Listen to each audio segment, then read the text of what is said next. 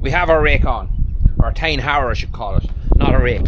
I have a few paddocks that I want to repair that are really badly. A lot of the paddocks are very, very rough this year, and I'm not surprised after last year and all of this spring. They might look alright at a distance, but a lot of them, especially the low parts of the hills, this field here and a couple of fields the cows are already on at the minute, steep ruts where the cows tore into the fields in August and September of last year, when the rain really did take hold, and the wet spring didn't help it either. It just churned it up more. So it's an ideal time now. We are at the moment going through very cold weather. It's exceptionally cold for the time of year. I'm wearing a t-shirt.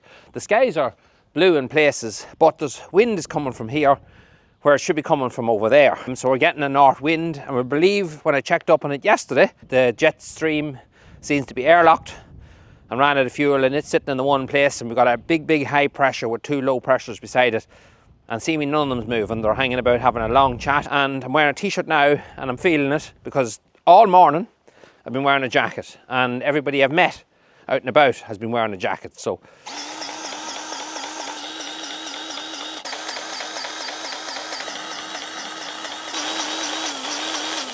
right, this is our control. I still didn't make a plate for this, but I am going to make a wee plate for this. There's two bolts there that I can loosen off, put a plate in here and mount that somewhere like that there. And it's out of the way, and actually, you know what, it could stay there because it wouldn't be in the way. If it was just mounted like that there, it'd be perfect. But at the minute I already have a wire here pre-wired. A wire pre-wired. That does make sense, I think. That connects in there, and that's going to give power to this box. And then we take our roll, big long length of cable here. It's got an end of it somewhere. Here it is. And that goes in there, just like that. Yeah, it's all connected. Alright, so I just want to check, that should be getting constant power. I just want to check that it is. Yeah, she's on. So this is your fan rotor speed, and this is your feed speed. So this for me normally always sits on 12 at full fan power, and then your adjustments are just made here of how much seed you want to actually apply. But for now, fan on, just going to check the motor to see is it firing out any seed. Yeah, that's cool, everything seems to be working there. So just stick some seed in here.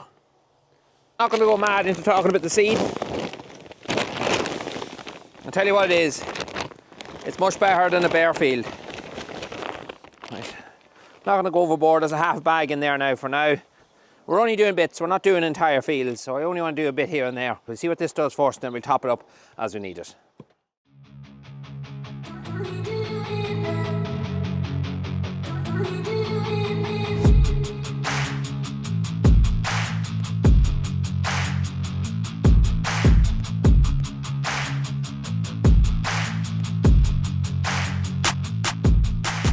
So now we're in the field here, and I must say I was looking at the drone footage there, and it didn't look great. That's not because the field's all patchy, that's because we dribble barred this, and some of the slurry was quite thick. It wasn't that bad, but some of it was quite thick, and we did actually get rain, but it didn't really wash it in. It's just when you're looking directly down on it, you're looking at the lanes, and this field, it's not long since it was grazed, so it is quite tight. But at the same time, a lot of it is down to the ground being quite bare. You can see places like this here where it's very rough. And funny enough, the mower, when we were topping it, kind of levelled out a lot of them ruts. And that's just down to pure poaching that was done over the last year with the exceptional bad conditions.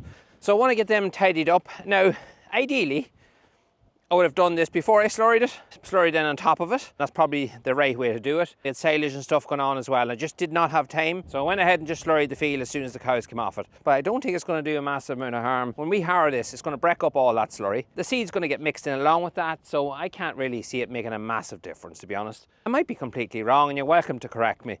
But I'm just going to give it a go this way and see what happens. We have our fan speed set to 12. There is a low and high there on that box for the fan. We always keep it on high, but for some reason it's on low now, so I'll flip that up in a second. And for overseeding, which you're putting about a half a bag to the acre, traveling at 8 kilometers per hour, fan speed 12, motor speed 9.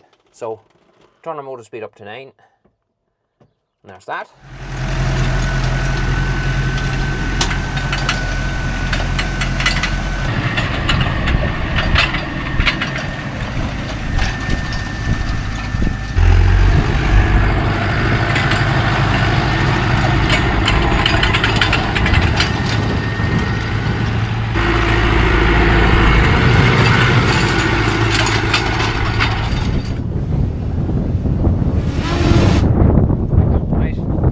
bit windy for the drone, so it is, so it's time to get that down. So what I'm doing here at the moment is just open up the seed bed.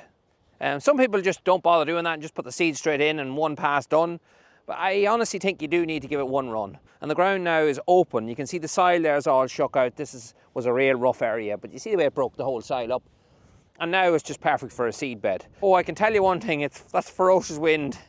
You can't explain how cold it is right now. We're ready to come along and turn our seed on and just do one more pass, and that will bury the seed and all in one go. They do recommend you go in the opposite direction. Now this is a small awkward wee area. If it was a big field, I'd just go side to side now, but I'm not going to worry too much about it. I'm just going to go the opposite direction. They did it the first time and that'll do this job. But in a big square field, I would have went the opposite, if you get me, side to side, rather than up and down the way I've done it there now. So I'm going to set my speed here to about 8 kilometres an hour, in around that, and get our seed in. There she is, she's seeding away there now. It's a little bit fiddly at the beginning, but you get used to it fairly quickly. Now there is a fancier upgrade to this model that I have. It'll turn itself off and on when you lift the arms. I didn't bother with that, I don't need it. But if you're doing a big bit of ground, and I can understand why it probably would make sense for a lot of people. So there we have it. You can see the ground, the way it's ripped up. Loads and loads of old thatch, loads of it. Old dead grass, which is great to get that ripped up too. But it's all done now and the seed is in the ground. It needs a roll now. There's another stone coming up, just pick them off. We're going to get them because they'll go into the mower. Looks like that there. If we got a normal spring, which we haven't had in a long time, but if we did, and cows were out at the right time of year, I would come along and I would spring tine harrow every one of our fields. I just run it over them and rip that old thatch up because I think it rejuvenates any paddock, and I've seen proof of it. And that's the idea of actually buying this tine harrow in the first place, but it's been bad springs ever since. You couldn't make it up, but hopefully our weather will improve and we start to get some normality restored, and we're fit to do that, because I think it'd be hugely beneficial, especially on dairy paddocks like this, and even on silage ground, just for ripping the ground up, opening up the ground, letting light down into the roots of the grass, and it can't be a bad thing.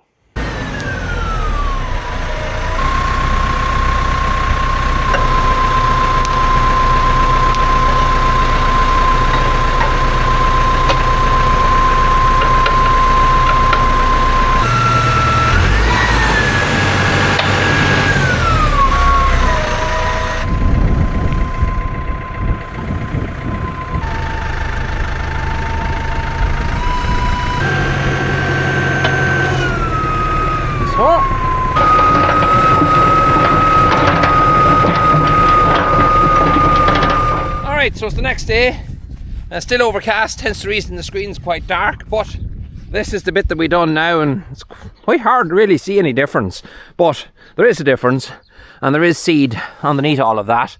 And you know something, even with the dribble bar slurrying that we had done on the ground, I think the two work well together. It's mixed well in with the soil now, and everything's covered over, so it'll be interesting to see how it turns out. I haven't done an awful lot of this because of the bad weather. I never got a chance, so my hope is for the next week, 2 weeks, I'll get a lot more of this done, because every paddock the cows come out, there are sections that are tramped. I'm not going to start pulling the whole paddocks apart because the weather isn't good enough to do that. Next to no growth, so we don't want to be damaging the fields in any way at all. We don't want to do anything else that might slow up the growth. I always say it's amazing how much thatch the tine harrow pulls up. Like, it's unreal. You'd be so surprised. You think your paddocks was lovely and green and lush, and you run a tine harrow over it and you see what it pulls up. And another thing I would say is, when you're overseeding, I think if conditions allow you, roll it. It packs it in. I don't know if you can see with the camera there, but it does just pack it in, and it just leaves a good contact between seed and soil and helps that germination just kick in. And I wouldn't be particularly a fan of rolling because there's more compaction, but on a job like this, I think it does benefit. Alright, so we're on to the next job, and the next job, one that's later than normal, and that is I'm just getting some fertiliser on our second cut. Like I said, we'll go up to the co-op, get me first round of fertiliser. I have some at home, but I haven't enough. I'm up to my co-op first before they close at 6 o'clock. There's an aftermaking I can use what I have at home, and that'll get me finished today with second cut fertiliser. Another little job ticked off the list. When I set up our GPS here, it's the first time I've used it the year. It should be very good for this job because you won't be fit to see your tyre marks. You won't see a tyre mark hanging in this because there's not enough grass on it yet. So this here hopefully helps. So I'm just going to get everything set up here because I need to do one more trip to the co-op this evening and the time is ticking on. So let's get to it. Start. Right, here we go.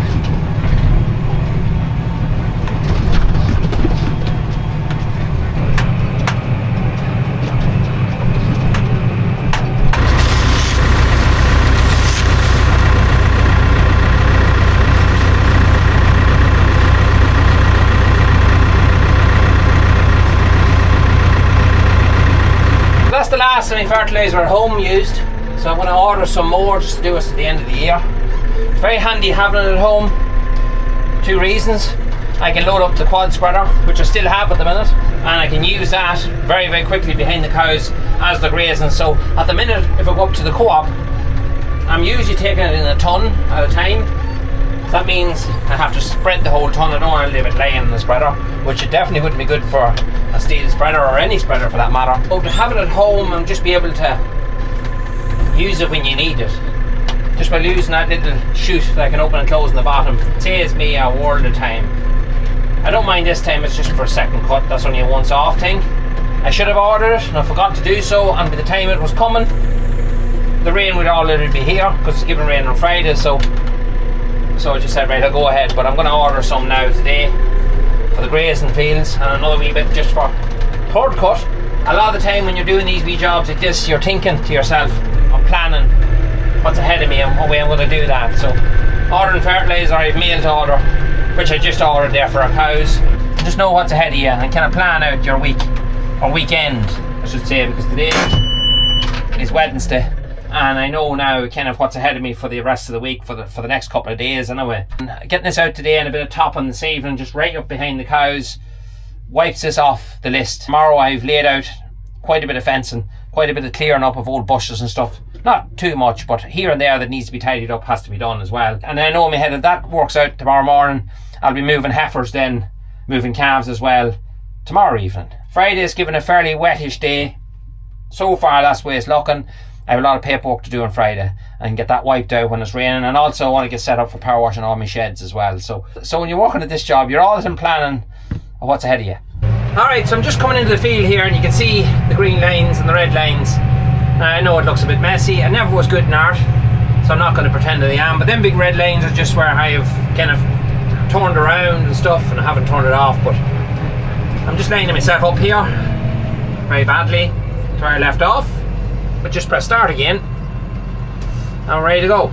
So if I hadn't that system on at the minute, I'd be doing what I do every year. I'd be either standing up in the seat trying to see where I'd been, or I'd be probably coming back and forth across this field. It's a wee bit easier to see it when you come back and forth, depending on where the sun is coming from. It's not in your eyes, but if there was more aftergrass on this, which there normally would be if I left it this long, you'd see your wheel marks. It doesn't have the auto steer and a lot of stuff that comes with other brands or whatever, but for a farmer like me, small farm, that does exactly what anyone could want it to do. Now my Trimble that I had, Easy Guide 250, the one that I bought of a contractor last year, I mentioned I sent it away to get the screen repaired. So the screen got a big black line right down the centre of it. I don't know how it happened or why it happened, but it did. But a contractor that I know sends stuff like that off to the UK, get them repaired. So initially I was told I'd probably need a new screen, but it turned out in the end there was something inside. Something was replaced inside, which left I didn't need a new screen. It was a lot cheaper to do as well, which was music to my ears. So I got it back working perfectly, but I had this and was using this for a while. So I just decided to sell it, and there was a guy beside me who wanted it. So I sold it to him. He's putting it on a quad. I think he does a bit of sowing now in the country with a wee quad spreader. I ended up just going with this Gypsy Technology one, and I find it grand. Now it does my job. Alright, I want to fix something real quick here, which happened the other day, and believe it or not, as small as a job it might seem, it actually is quite a vital thing, because the door does not close anymore, but it's just worn. I noted the striker is quite worn as well. It only latches when you slam it, which it doesn't do anymore, but I think I slammed it too hard and the button fell out. God knows where that's gone. I'm not sure if that was part of the original problem or what the story was on that, but anyway, the door does not close, and that's a bit of a problem because this here keeps, any wee bump keeps opening the door and wouldn't be long till it catches something, and then you end up with a very expensive fix. So picked up a new part for it, had to pick up a new latch complete and a new handle. So I'm going to change it out real quick. I've never done one of these. Be interesting to see what it's like inside. Right. Got this cover for starters. Now to remove the latch on the outside, let's unscrew this lad. That's another. So the next thing I need to do is remove these two guys here. That's a star head. Someone's changed that one before, so.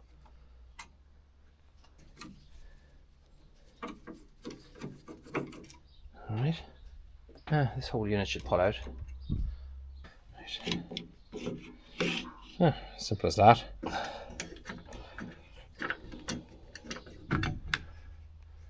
There we are, one complete handle.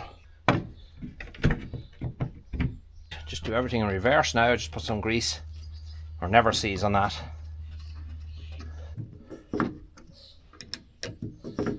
I don't know about you guys, but I hate walking around glass. I just have that fear.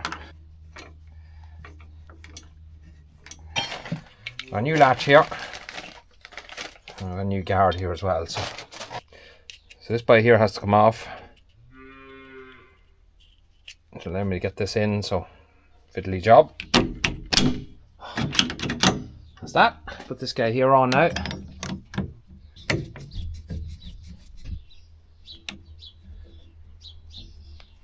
Last thing I want to do is just to put a wee bit of grease in there before I stick on this guard.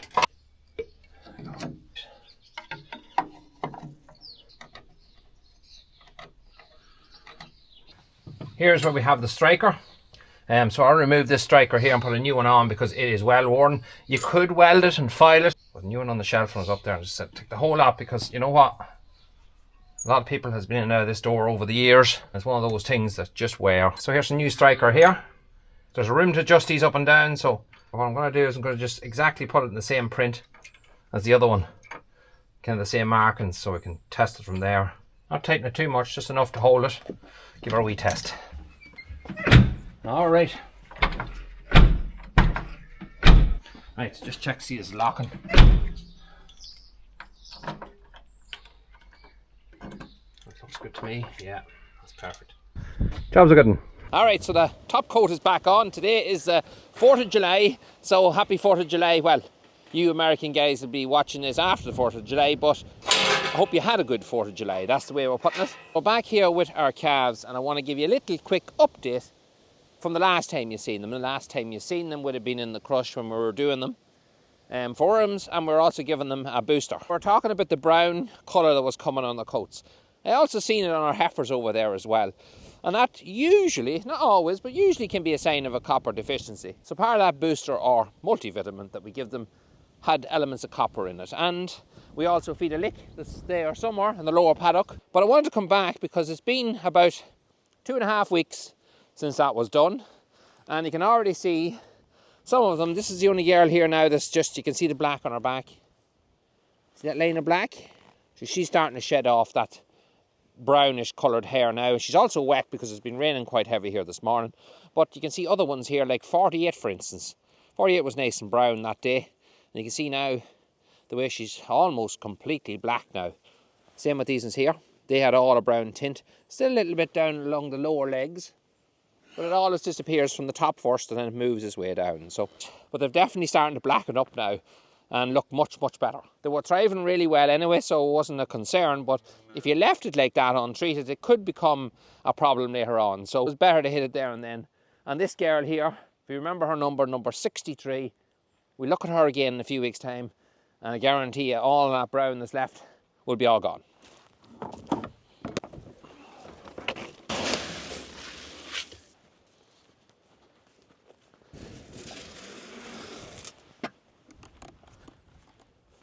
Alright, so now it's the following day, and we're going to move the heifers because the girls were now this morning and it's as good a time as any to do it. But we have had a few issues since I showed you the calves, believe it or not, in the space of 24 hours. We have this split into 3 paddocks this side of this field, and for some reason the heifers that never give any trouble, well, breaking out wise, the place is well fenced. But Sinead came over yesterday evening just to look at them when I was milking, and she rang me to come over because they were up in the upper paddock above. Now the upper paddock's already been grazed, they've no reason to actually bust up there. They broke 3 of the wooden posts, and they weren't rotten, real. We'll not say they weren't rotten, but they weren't too bad, put it that way. And they did break them up into that field and pull the wire up with them. Now, I don't know why they did that. And by looking at it, the wire wasn't broken, it was actually pulled out of the egg insulator. My thinking is something drove them through it. Or some fright they might have got. There's a road behind me here, so maybe if a vehicle went over with a shaky trailer or something, that can do it. Any animal can get spooked. But then about an hour ago we came over to move these heifers, and it's the second time for us now to tackle to move them. And our calves, they're way up in the back paddock completely, good distance away from where I am. One of them calves was in with the heifers, and 3 of them were in our silage field on the other side. I said, what is happening? So I checked the electric fence as I did yesterday, and it's registering as many lights as you could put on it. It knocked the eyebrows of a bald-faced dog, but we put them back up. And the thing about it is, even when we were trying to get them back in, the calves were afraid to go anywhere near the wire. They're afraid of their life with the electric fence, and that's what makes it more puzzling. So we found another 2 broken posts, and we found the very same thing again, like the animals were driven through it. So that wouldn't come from any noise on the road. It's just bizarre that it happened within 24 hours in 2 places, where we haven't had that happen in a long time before. So we may have a deer or a fox or something like that that's spooking the animals in the fields at night, or it may just be purely coincidental. It's odd. But anyway, we are moving them here. We're moving them over the road. The girls are over in the bog field, which is about a quarter of a mile over that way. But for now, let's just get these out on the road, hopefully without any hassle and nobody will come, and get them into the new grass. You'll always get a couple of fakers in the front. But there's always one I find that'll stay behind, a ringleader. There's the ringleader now. This last, you'll notice, a lot slower to come out. There's still one standing in there, and you can see how slow she is coming out, cautious. We're clear there now, we are. Come on, come on, come on, come on, come on, come on.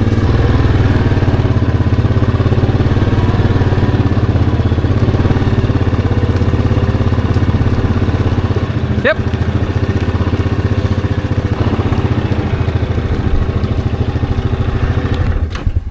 Now, these things are laying in a ball here, and it's on. Oh, there's nothing careful here. Oh, crap.